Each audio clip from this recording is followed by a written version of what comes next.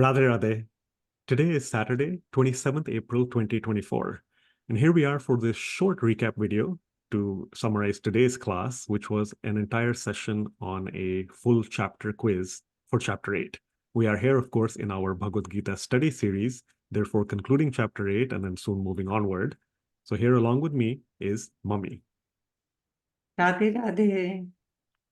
Bringing up the screen, you're going to see our cover slide, of course, for the quiz. As always, please look at the description below. Look at the links in the community portal page to get all this material. And in this video, each of us, Mummy and I, will just talk briefly about one question that is dear to us. Mummy, I think you were fascinated by question 8, so I'll take us there. So question 8, for us to easily attain Sri Krishna, what type of devotion do we need?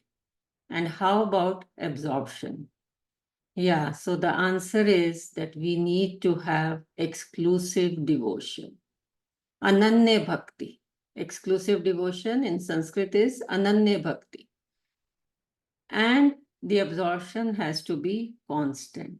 So that means day in, day out. Doing anything, any of our karma yoga that is going on at the back of our mind, that God's exclusive devotion, that remembrance of God has to be there. The way a mother, she's doing her work, but for a small baby, that is always in her mind. And today in our class, I loved this answer from Rupalji all the more, that we don't even have to worry about attaining.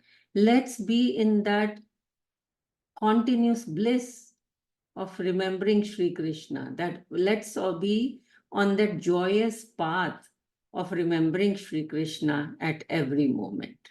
So that is what I like the most. Over to you, Gagan. Yeah, thank you, Mummy, and for sharing that from the participants' perspective as well, Rupalji, as she mentioned. My one, I'll take us to question 13, where we also had a good discussion.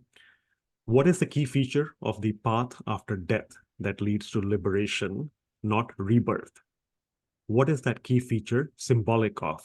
So piecing a lot of answers from different participants, everyone, of course, understood that that key feature is light, and it is symbolic for both discrimination and knowledge. A lot of people might think it's knowledge, which of course is important, and it's mentioned in the Bhagavad Gita and Swamiji's commentary. But again, the part to note also is that there are two paths here, as Sri Krishna has described towards the end of chapter 8. One path of light, one path of darkness. And we can often oscillate between them. That's typical for a lot of us materially conditioned souls. So having knowledge, but then also using our power of discrimination to discern between the two paths at all times is very, very essential. So that's something I thought I would stress as well. As mentioned, that gets us to the complete conclusion for chapter 8. It's been a wonderful few months getting through all of this and learning from everyone's responses and experiences. That means onward now, we shall move on to chapter 9. So we look forward to your presence and enthusiasm next Saturday, new month. That's going to be 4th of May, 2024. And we'll see what Sri Krishna has in store for us. Till then, Radhe Radhe. Radhe Radhe.